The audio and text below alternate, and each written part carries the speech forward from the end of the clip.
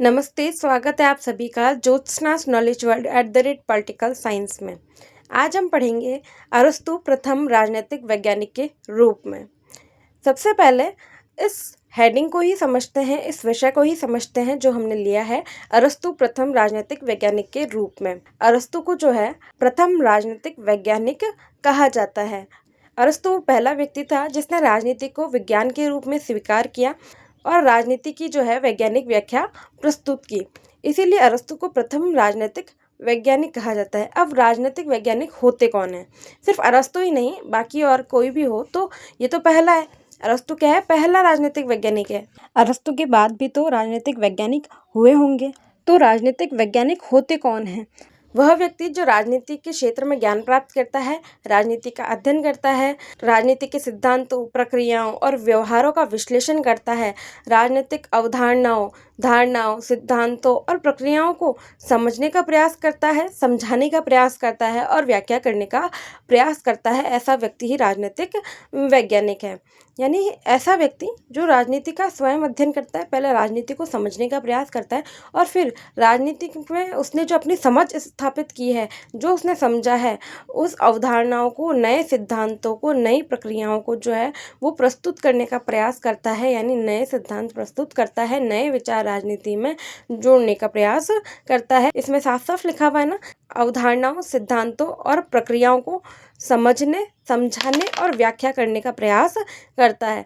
यानी वो क्या करता है? नई अवधारणाएं देता है, नए सिद्धांत देता है, नई प्रक्रियाओं के बारे में दुनिया को बताता है। अरस्तु प्रथम राजनीतिक वैज्ञानिक के रूप में इस पूरे विषय को समझने से पहले, इस पूरे हेडिंग या टॉपिक को समझने से पहले हम ये जान लेते हैं कि इस पर प्रश्न कैसे बनते हैं। तो प्रश्न इस प्रकार से बनते हैं कि अरस्तु को राजनीतिक विज्ञान का जनक कहा जाता है, विस्तार से व्याख्या कीजिए। ये भी प्रश्न बन सकता है। दूसरे तरीके से प्रश्न बन सकता है कि मैक्सी अरस्तु को प्रथम राजनीतिक वैज्ञानिक क्यों मानता है। ये एक अलग तरीके का प्रश्न है, पर उत्तर यही रहेगा जो आज हम इस वीडियो के अंदर पूरा समझेंगे। अगला प्रश्न बन सकता है कि अरस्तु को राजनीतिक विज्ञान का पिता क्यों कहा जाता है, टिप्पणी कीजिए। और प्रश्न बन सकते हैं कि अरस्तु प्रथम राजनीतिक वैज्ञानिक है, कारण दीजिए। ये 4 अलग अलग तरीके के प्रश्न हैं जिनकी भाषा अलग है, परंतु इन सभी का उत्तर एक ही है कि अरस्तु प्रथम राजनीतिक वैज्ञानिक क्यों है, कैसे बना, उसे राजनीति का पिता क्यों कहा जाता है, उसे प्रथम राजनीतिक वैज्ञानिक क्यों माना जाता है। ठीक है, इन सारे प्रश्नों का उत्तर जो है एक ही है, जो आज हम इस वीडियो के अंदर पढ़ने जा रहे हैं। तो शुरू करते हैं। अरस्तु प्रथम राजनीतिक वैज्ञानिक विचारक है, ये कथन है मैक्सी का। यानी इसी कथन के आधार पर ये जो पूरा टॉपिक है वो बना है। मैक्सी एक राजनीतिक विद्वान है जिसने ये कहा है कि अरस्तु प्रथम राजनीतिक वैज्ञानिक विचारक है। एक और कथन कहा गया है डनिंग के द्वारा, पश्चिमी जगत में राजनीतिक विज्ञान अरस्तु से ही प्रारंभ हुआ है। यानी डनिंग कहते हैं पश्चिमी जगत, यानी जो पश्चिम के देश हैं, पश्चिम दिशा की ओर जो देश पड़ते हैं, उसमें जो है राजनीतिक विज्ञान जो है अरस्तु से ही प्रारंभ होता है। अरस्तु से ही जो है राजनीति की शुरुआत होती है। राजनीति विज्ञान को एक स्वतंत्र विज्ञान की गरिमा प्रदान करने का कार्य अरस्तु के द्वारा ही किया गया। अरस्तु ने नीति शास्त्र और राजनीति शास्त्र में अंतर किया। राजनीति शास्त्र को उच्च कोटि का शास्त्र माना। अरस्तु की पद्धति और उसके दर्शन में निहित सार्वभौमिक तत्व उसे राज दर्शन के इतिहास में प्रथम वैज्ञानिक विचारक के रूप में प्रतिष्ठित करते हैं और इसी आधार पर अरस्तु को राजनीतिक विज्ञान का जनक अथवा पिता की संज्ञा से भी विभूषित किया जाता है। यानी सिंपल सी बात कही गई है कि अरस्तु ऐसा व्यक्ति था जिसने राजनीति शास्त्र को नीति शास्त्र से पृथक किया, यानी अलग किया। अलग कैसे किया कि अरस्तु से पहले जितने भी व्यक्ति थे, अरस्तु का गुरु जो प्लेटो था और प्लेटो का गुरु जो सुकरात था, आप अगर उनके विचार पढ़ेंगे तो पता चलेगा कि वो राजनीति शास्त्र को नीति शास्त्र का एक अंग मानते थे। नीति शास्त्र स्वयं में एक विषय है और उसका अंग के रूप में जो है राजनीति शास्त्र का अध्ययन किया जाता था। तो अरस्तु वो पहला व्यक्ति था जिसने नीति शास्त्र और राजनीति शास्त्र दोनों को अलग अलग किया। ये बताया कि राजनीति शास्त्र भी स्वयं में एक अलग विषय है, स्वतंत्र विषय है, नीति शास्त्र का अंग नहीं है। नीति शास्त्र के अंग से अलग करके उसे एक स्वतंत्र विज्ञान का रूप प्रदान किया। इस कारण जो है राजनीति शास्त्र का उसे जनक कहा जाता है।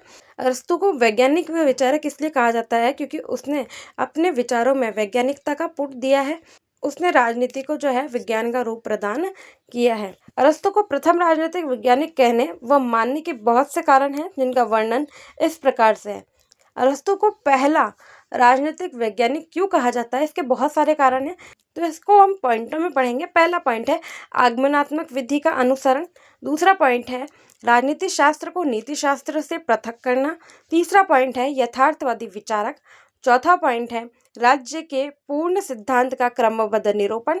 पांचवा पॉइंट है संविधान का वैज्ञानिक वर्गीकरण। छठा पॉइंट है नागरिकता की व्याख्या। सातवां पॉइंट है कानून की सर्वोच्चता का प्रतिपादन। आठवां पॉइंट है सरकार के अंगों का निर्धारण। नौवां पॉइंट है राजनीति पर भौगोलिक व आर्थिक प्रभावों का अध्ययन। 10वां पॉइंट है वैज्ञानिक पद्धति का जन्मदाता। 11वां पॉइंट है स्वतंत्रता और राज्य सत्ता के बीच उचित संबंध। 12वां पॉइंट है आधुनिक व्यक्तिवाद का जनक। ये सारे वो पॉइंट हैं जिन्हें हम अभी डिटेल में पढ़ेंगे और समझेंगे कि आखिर क्यों अरस्तु को प्रथम राजनीतिक वैज्ञानिक कहा जाता है। ये जो पॉइंट है वो अरस्तु के विचारों की विशेषताएं हैं, जो ये जाहिर करते हैं कि अरस्तु प्रथम राजनीतिक वैज्ञानिक है या राजनीतिक वैज्ञानिक है जिसने वैज्ञानिक पद्धति का अनुसरण किया है। ये समझने की चीज़ है कि वैज्ञानिक पद्धति क्या होती है। वैज्ञानिक पद्धति एक ऐसी पद्धति है, एक ऐसी व्यवस्थित प्रक्रिया है जिसका उपयोग वैज्ञानिकों द्वारा दुनिया के बारे में प्रश्न का उत्तर देने और वैज्ञानिक स्पष्टीकरण प्रदान करने के लिए किया जाता है। यह विधि या पद्धति अवलोकन, परिकल्पना, प्रयोग, विश्लेषण और निष्कर्ष से युक्त है और इन पर ही आधारित है। यानी वैज्ञानिक पद्धति में क्या होता है, कोई भी विषय होता है उससे संबंधित प्रश्नों के उत्तर खोजने का प्रयास किया जाता है। साथ ही इन प्रश्नों का उत्तर खोजने की एक विधि होती है जिसमें सबसे पहले अवलोकन किया जाता है, यानी आसपास की चीज़ों को देखा जाता है। जिस प्रश्न का हमें उत्तर चाहिए उस प्रश्न से संबंधित जितने भी तथ्य हैं या जितने भी आसपास की घटनाएं हैं उन सब का हम अवलोकन करते हैं, देखते हैं, उसके बारे में परिकल्पनाएं करते हैं, यानी सोचते हैं, विचार करते हैं। फिर प्रयोग किया जाता है, यानी जो भी हमने सोचा है, जो भी हमने विचार किया है, परिकल्पना की है, उसका जो है वास्तविकता में प्रयोग किया जाता है। उसके बाद में विश्लेषण किया जाता है। जो भी निष्कर्ष निकलता है प्रयोग से उसका विश्लेषण किया जाता है और उस विश्लेषण के आधार पर निष्कर्ष निकाला जाता है जो कि हमारा सही उत्तर हो सकता है। ठीक है, तो ये है वैज्ञानिक पद्धति। इसी प्रकार अरस्तु ने भी राजनीतिक सिद्धांत में वैज्ञानिक पद्धति का उपयोग किया है। उसने अगर किसी भी राजनीतिक प्रश्न का उत्तर खोजा है, नए राजनीतिक सिद्धांत दिए हैं, तो सबसे पहले उसने राजनीति के क्षेत्र का अवलोकन किया है, फिर उसके बारे में परिकल्पनाएं की हैं, यानी सोचा है, विचार किया है, कल्पनाएं की हैं। उसके बाद में उन कल्पनाओं को यथार्थ में प्रयोग करने का प्रयास किया है। यथार्थ में जब प्रयोग किया है तो उससे जो निष्कर्ष निकला है उसका विश्लेषण किया है, जो उसने देखा है उसको सोचा है, समझा है, विश्लेषण किया है उसके बारे में, और फिर जो है इन सब विश्लेषण के आधार पर उसने एक निष्कर्ष अपने सिद्धांत के रूप में प्रस्तुत किया है। इस प्रकार जो है अरस्तु ने वैज्ञानिक पद्धति का प्रयोग किया है। जानते हैं पहला पॉइंट, आगमनात्मक विधि का अनुसरण। इस विधि में विचारक जो कुछ देखता है या जिन ऐतिहासिक तथ्यों की खोज करता है उसका निष्पक्ष रूप से बिना अपनी किसी पूर्व धारणा के अध्ययन करता है, और अध्ययन के फलस्वरूप जो कुछ भी निष्कर्ष निकलता है उसमें वैज्ञानिकता का पुट होता है। इस विधि के अंदर क्या होता है कि जैसा भी विचारक देखता है या जिन ऐतिहासिक तथ्यों को वो जानता है उनके आधार पर एक निष्पक्ष रूप से जो है अपने विचार करता है, अध्ययन करता है, और अध्ययन करने के बाद में जो उसका निष्कर्ष निकलता है उसके अंदर वैज्ञानिकता का फूट होता है। एक छोटा सा उदाहरण लेते हैं कि आपको एक गाय दिखाई जाती है, नॉर्मल सा सिंपल सा उदाहरण है, बड़ा सिंपल सा, कि आपको एक गाय दिखाई जाती है, गाय का कलर है सफ़ेद। ठीक है, अब आपको बोल दिया कि गाय के ऊपर निबंध लिखो, इसी गाय के ऊपर जो सफ़ेद है।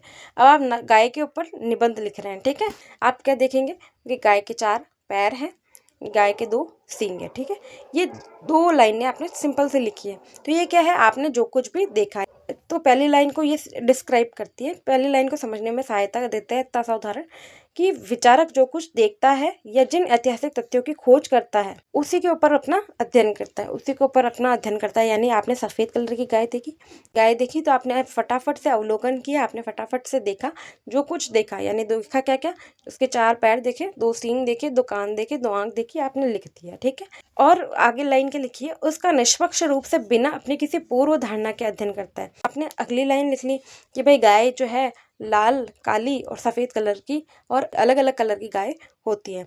तो भाई ये तो आपकी पूर्व धारणा है। आपके सामने सिर्फ सफ़ेद कलर की गाय है तो आपने क्यों लिखा कि भाई आप लाल और काली गाय को भी जानते हैं। यानी जो आप देखा है, जो आपने अब आपके समक्ष है, उसी का अवलोकन करना है, अपनी पूर्व धारणा यानी आपके पहले के ज्ञान, आपके पहले के विचारों को इसके अंदर नहीं ऐड करना है। यानी जो दिख रहा है उसी का आपको अध्ययन करना है।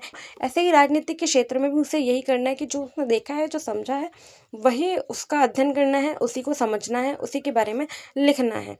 ठीक है, तो आपको अपनी पूर्व धारणाओं को अपने अंदर ही रखना है, उस विषय के साथ में जोड़ना नहीं है। अध्ययन के फलस्वरूप जो कुछ भी निष्कर्ष निकलता है उसमें वैज्ञानिकता का पुट होता है। यानी अब जो कुछ भी निष्कर्ष निकला है, यानी आपने जो कुछ भी लिखा है वो क्या है, उसमें वैज्ञानिकता का पुट है। आपने लिखा है गाय के 4 पैर होते हैं, सही है, 4 पैर है, ये प्रूव कर सकते हो ना कि भाई गाय के पास 4 पैर है। यानी वैज्ञानिकता क्या है कि अगर कोई चीज़ लिखी है तो उसको प्रूव कर सकते हो, उसको साबित कर सकते हो कि हाँ भाई गाय के 4 पैर होते हैं। तो ये क्या है, वैज्ञानिकता का पुट। यानी इसने जो कुछ भी विचार दिए हैं उसको वो साबित कर सकता है, उसको वो सही सिद्ध कर सकता है, प्रमाणित कर सकता है। ये उदाहरण सिर्फ आपको समझाने की दृष्टि से था। अब अरस्तु से संबंधित उदाहरण भी देख लेते हैं। इस दृष्टि से अरस्तु ने अपने समय में प्रचलित 158 संविधानों का अध्ययन किया और उस अध्ययन के संदर्भ में निकले निष्कर्षों के आधार पर ही राज्य के सिद्धांतों का प्रतिपादन किया है। ये छोटा सा उदाहरण अरस्तु से संबंधित है। तो अरस्तु ने क्या किया है, अपने समय में उसने राज्य का सिद्धांत देने के लिए, राज्यों को समझाने के लिए कि राज्य कैसा होना चाहिए, राज्य क्यों है, राज्य कैसे आए, राज्य का निर्माण कैसे हुआ, ये राज्य के सिद्धांत के अंतर्गत बताया गया है। तो राज्य के सिद्धांत को बताने के लिए उसने क्या किया है, पहले 158 संविधानों का अध्ययन किया, यानी 158 देशों के संविधानों का अध्ययन किया है और फिर उससे जो है एक अध्ययन करके निष्कर्ष निकाला। उसके आधार पर उसने जो है राज्य के सिद्धांत का प्रतिपादन किया है। इससे पता चलता है कि अरस्तु ने जो है 158 देशों को समझा है, जो देखा है, उसकी ऐतिहासिकता को जाना है, उसके बाद में अपनी किसी पूर्व धारणा के उन 158 संविधानों से जो निष्कर्ष निकला है उसके आधार पर राज्य के सिद्धांत का प्रतिपादन किया है, राज्य का सिद्धांत दिया है। अगला पॉइंट है राजनीति शास्त्र को नीति शास्त्र से पृथक करना।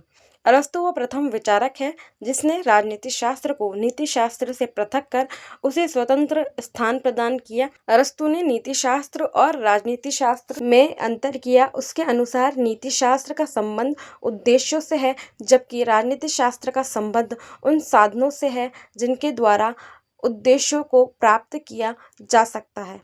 अब सबसे पहले समझते हैं राजनीति शास्त्र। अगर हम राजनीति पढ़ रहे हैं तो आप समझते हैं कि राजनीति से संबंधित जो भी शास्त्र है वो राजनीति शास्त्र है। वैसे ही नीति शास्त्र क्या है, नैतिक मूल्यों और सही या गलत में अंतर का व्यवहार, इन सब का अध्ययन क्या है, ये नीति शास्त्र है। तो अरस्तु से पहले के जितने भी विद्वान हुए हैं वो नीति शास्त्र का, राजनीति शास्त्र को एक अंग मानते थे। यानी नीति शास्त्र बड़ा है और उसका अंग जो है राजनीति शास्त्र है। नीति शास्त्र के अंदर ही राजनीति शास्त्र का अध्ययन किया जाता था।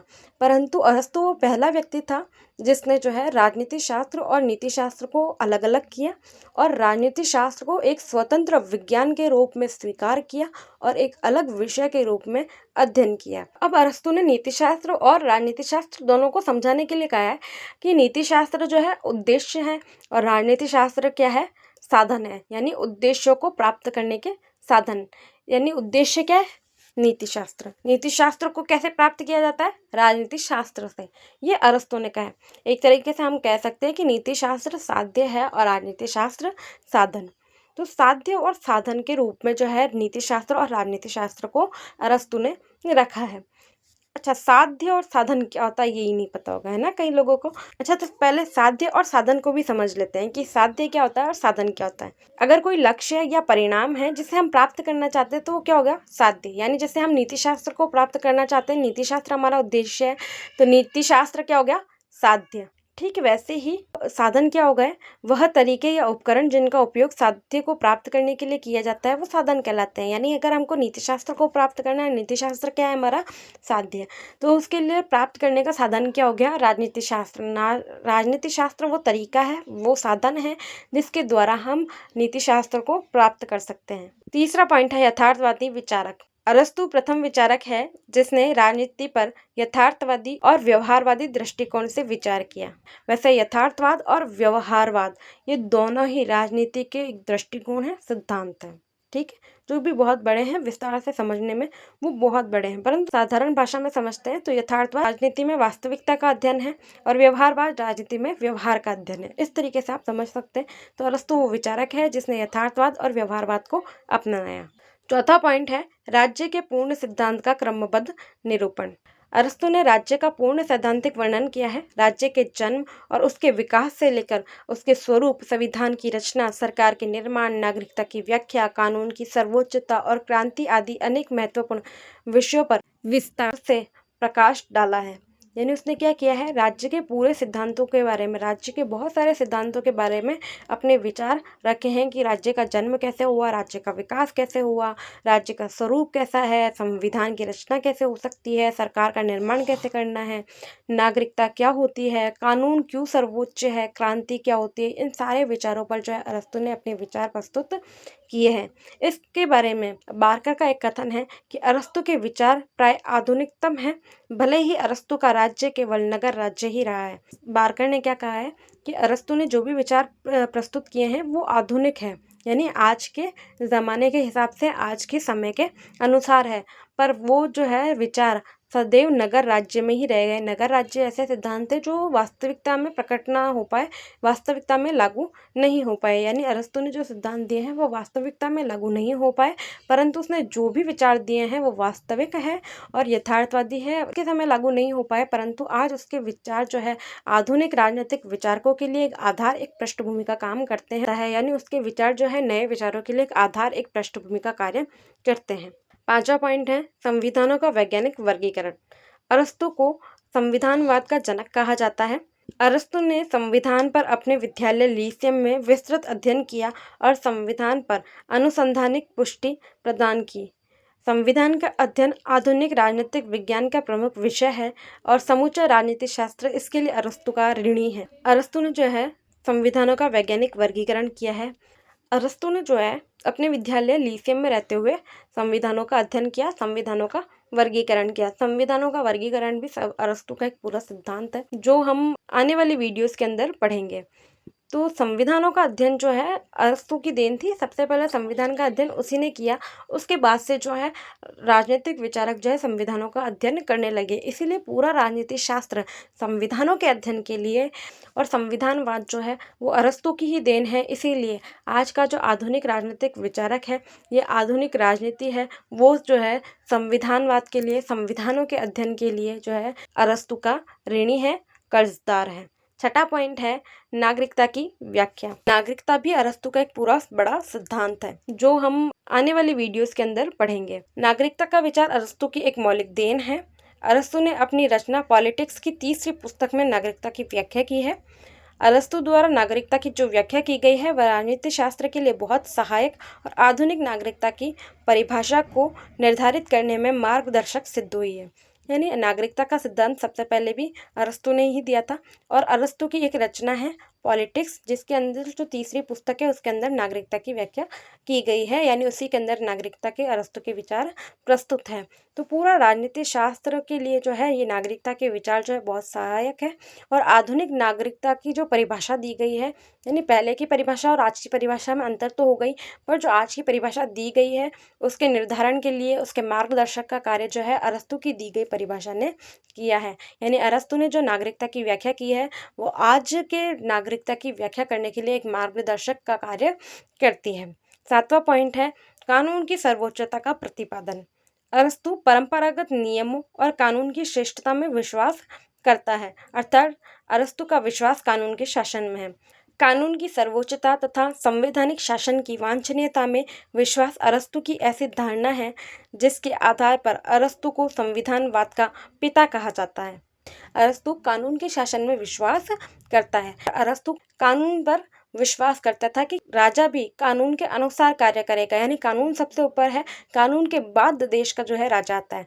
परंतु अरस्तु या उससे पहले के जो विचारक थे उनमें सबसे पहले जो है राजा होता था, राजा के बाद कानून का स्थान होता था, यानी जो राजा ने कहा वही शासन है। इससे पहले के जो विचारक थे वो यही मानते थे कि जो राजा ने कह दिया है या राजा ने कहा है वही कानून है, वही नियम है और उसी के अनुसार चलना है, राजा के अनुसार। परंतु अरस्तु ने ये कहा है कि कानून सबसे बड़ा है, कानून सबके लिए है और राजा को भी कानून के अनुसार ही चलना होगा और कानून सबसे सर्वोच्च है। यही वो धारणा है जिसके कारण अरस्तु को संविधानवाद का पिता कहा जाता है। 8वां पॉइंट है सरकार के अंगों का निर्धारण। अरस्तु ने सरकार के 3 अंग, पहला है नीति निर्धारण, दूसरा प्रशासकीय और तीसरा है न्यायिक का निरूपण किया है। ये शासकीय अंग वर्तमान समय के व्यवस्थापिका, कार्यपालिका और न्यायपालिका के समान ही हैं। अरस्तु ने इन विभिन्न शासकीय अंगों के संगठन, कार्यक्षेत्र और शक्तियों के बारे में विस्तार से विचार किया है। अरस्तु की यह खोज आगे चलकर शक्ति पृथक्करण सिद्धांत और नियंत्रण और संतुलन के सिद्धांत की रूपरेखा बनी। यानी अरस्तु ने सरकार के 3 अंग बताए हैं। वो सरकार के 3 अंग क्या है? नीति निर्धारण, प्रशासकीय और न्यायिक। ये जो तीनों ही अंग है वो आज की व्यवस्थापिका, कार्यपालिका और न्यायपालिका के समान है। उस समय की जो नीति निर्धारण है वो आज की व्यवस्थापिका है, यानी कि उस समय नीति निर्धारण करना यानी कानून बनाना, और आज की व्यवस्थापिका क्या करती है? कानून मन निर्माण का कार्य करती है। उस समय का प्रशासकीय यानी कि कानून को लागू करवाने का कार्य किया करता होगा।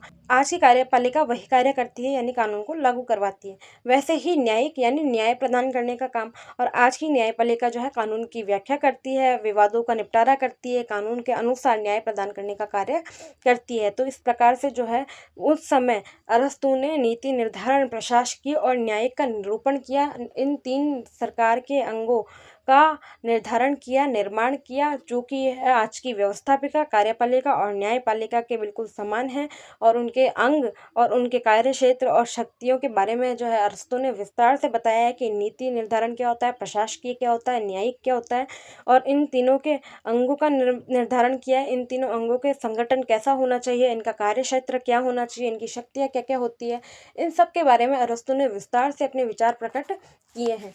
अरस्तु के जो विचार है, अरस्तु ने जो ये अंगों का वर्गीकरण किया है, सरकार के अंगों का वर्गीकरण किया है, इसी को आधार मानकर, इसी के आधार पर जो है शक्ति पृथक्करण सिद्धांत और नियंत्रण और संतुलन के सिद्धांत की रूपरेखा रखी गई है। इनकी रूपरेखा का निर्धारण, उनके आधार का निर्धारण जो है किया गया है।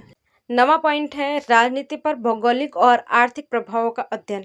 अरस्तु ने राजनीति के अंदर देश की भौगोलिक परिस्थिति और आर्थिक स्थिति का क्या प्रभाव पड़ता है इसका भी वर्णन किया है। अरस्तु ने राजनीति पर पड़ने वाले भौगोलिक और आर्थिक प्रभावों को बहुत महत्व दिया है।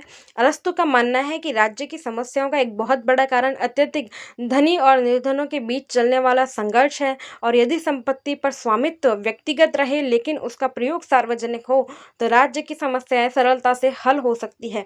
राज्य की भौगोलिक स्थिति की चर्चा करते हुए अरस्तु कहता है कि राज्य सागर तट के पास होना चाहिए ताकि विदेशों से व्यापारिक संबंध रखे जा सकें। राज्य की स्थिति कैसे होनी चाहिए, भौगोलिक परिस्थिति कैसी होनी चाहिए, इस पे, और आर्थिक स्थिति कैसी होनी चाहिए, इस पर जो है अरस्तु ने अध्ययन किया है कि यानी किस लोकेशन पर देश होना चाहिए। तो उसने लोकेशन क्या बताई है कि ऐसी जगह होना चाहिए जिसमें समुद्र तट हो, यानी समुद्र का किनारा अड़े। जैसे हमारा भारत देख लो, नीचे से उसमें समुद्र तट है, तभी हम विदेशों से व्यापार जो है समुद्र के रास्ते आसानी से कर सकते हैं। विदेशी व्यापार में आज तो हमारे पास हवाई मार्ग भी है, यानी प्लेन्स के द्वारा भी हम आयात या निर्यात कर सकते हैं, व्यापार कर सकते हैं। परंतु पहले जब हवा का रास्ता नहीं था, हवाई मार्ग नहीं था, हवाई जहाज नहीं था, तब जो है सिर्फ पानी की जहाज़ों के द्वारा ही एक देश से दूसरे देश का संपर्क अच्छे से स्थापित हो सकता था। हम पड़ोसियों के अलावा जिनसे हम थल सीमा जैसे हमारी पाकिस्तान से भी मिलती है, चीन से भी मिलती है,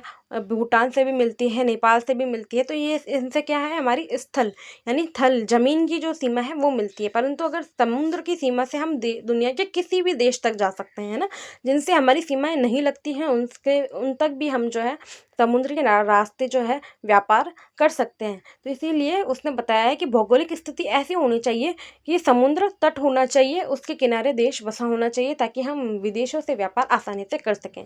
और आर्थिक समस्या के बारे में उनको ये पता चला कि भाई हमेशा जो है आर्थिक समस्या इसलिए होती है क्योंकि धनी व्यक्ति और निर्धन व्यक्ति इन दोनों के बीच में संघर्ष चलता रहता है, द्वंद्व चलता रहता है। और इसका समाधान कैसे होगा कि संपत्ति तो जो है व्यक्तिगत होगी, यानी कि कोई व्यक्ति अगर धनी है तो उसकी संपत्ति उसकी खुद की होगी, धनी होगी, पर उसका उपयोग यानी उसके एक भाग का उपयोग है ना, जैसे कर के रूप में हम ले लेते तो उसकी संपत्ति का ही एक हिस्सा है, उसका उपयोग जो है सार्वजनिक रूप से सभी के लिए किया जाएगा, जो कि राज्य की समस्याओं का समाधान करेगा, सरलता से उनका समाधान हो जाएगा। यानी उसका पैसा जो है गरीबों में या सभी के लिए काम में लिया जाएगा, जिससे कि राज्य की जो आर्थिक समस्या है उनका समाधान हो जाए। तो इस तरीके से समझ गए कि उसने आर्थिक प्रभाव और भौगोलिक प्रभाव राजनीति पर किस प्रकार असर डालते हैं और उसका समाधान क्या है, ये दोनों ही उसने बताए हैं। 10वां पॉइंट है वैज्ञानिक पद्धति का जन्मदाता। अरस्तु ने अपने ग्रंथ पॉलिटिक्स में जो निष्कर्ष प्रतिपादित किए हैं उसमें वैज्ञानिकता और तुलनात्मक पद्धति का सहारा लिया है।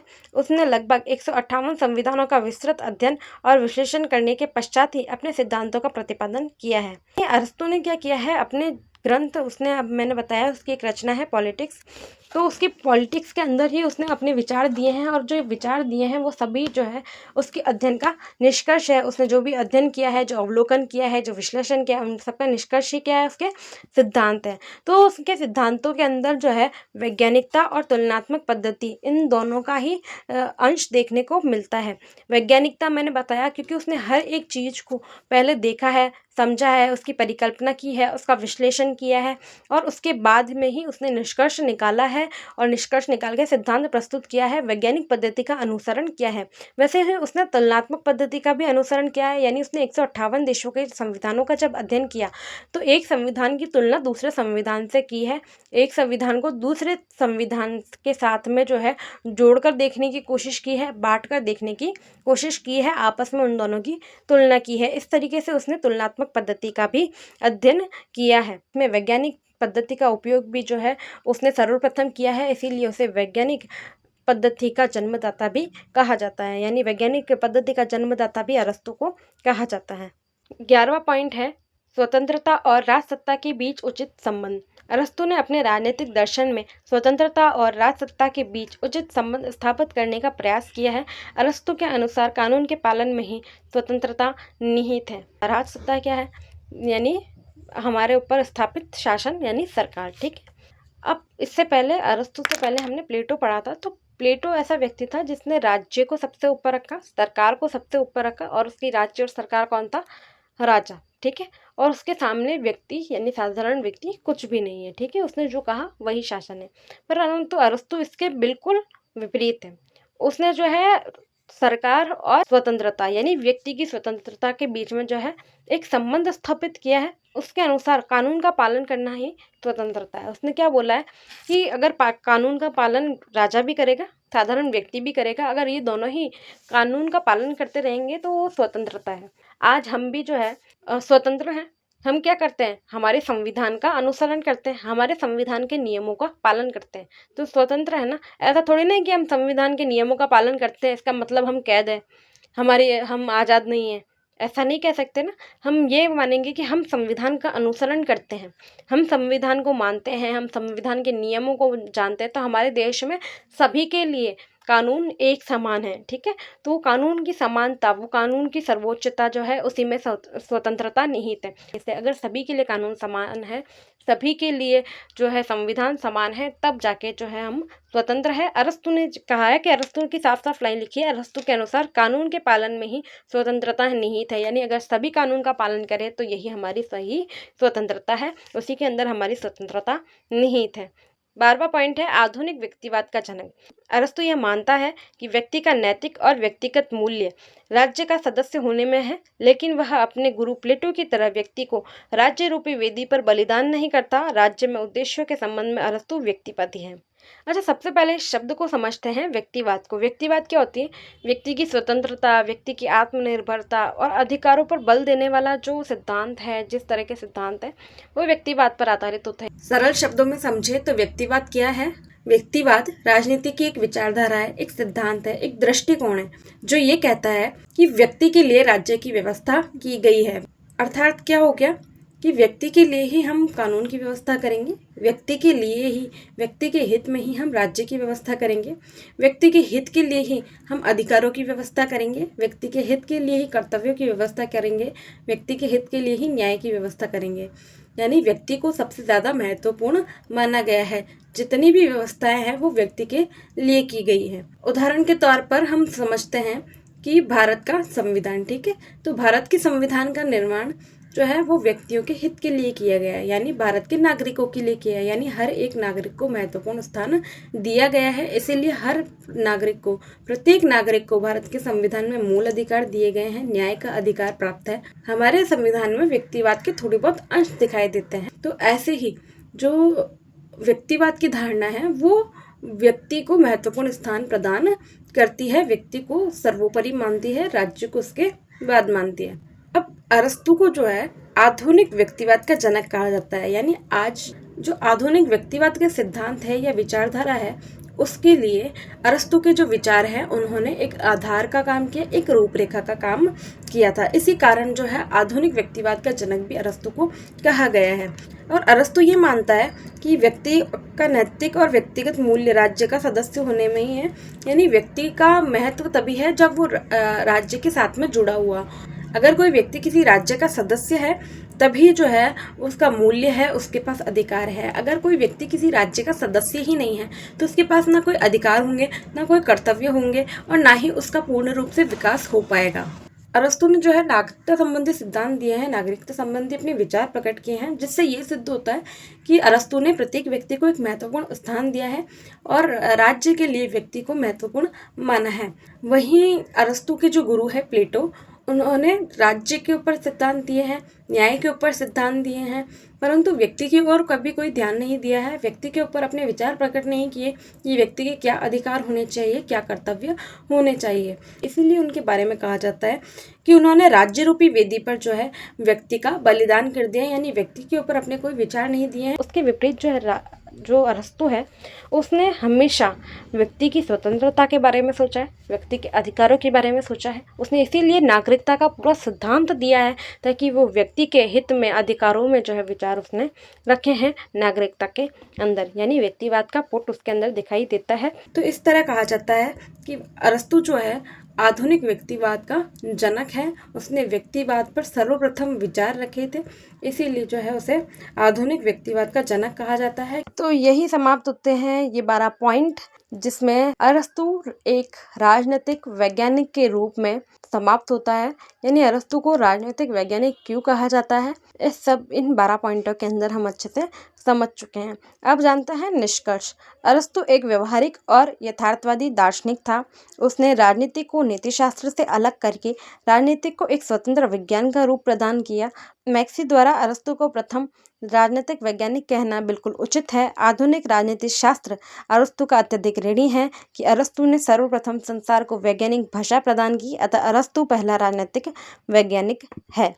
यानी अरस्तु ने क्या किया है, अपने विचार में व्यवहारिकता लाई है, यानी व्यवहार के बारे में बात की है, यथार्थवादी हकीकत के बारे में विचार रखे हैं, राजनीति शास्त्र को नीति शास्त्र से अलग किया है, राजनीति को एक स्वतंत्र विज्ञान के रूप में स्थापित किया है। इन सब कारणों से हम जो है अरस्तु को प्रथम राजनीतिक वैज्ञानिक कह सकते हैं। मैक्सी ने जो है सबसे पहले एक कोटेशन दी थी जिसमें उसने अरस्तु को प्रथम राजनीतिक वैज्ञानिक कहा था।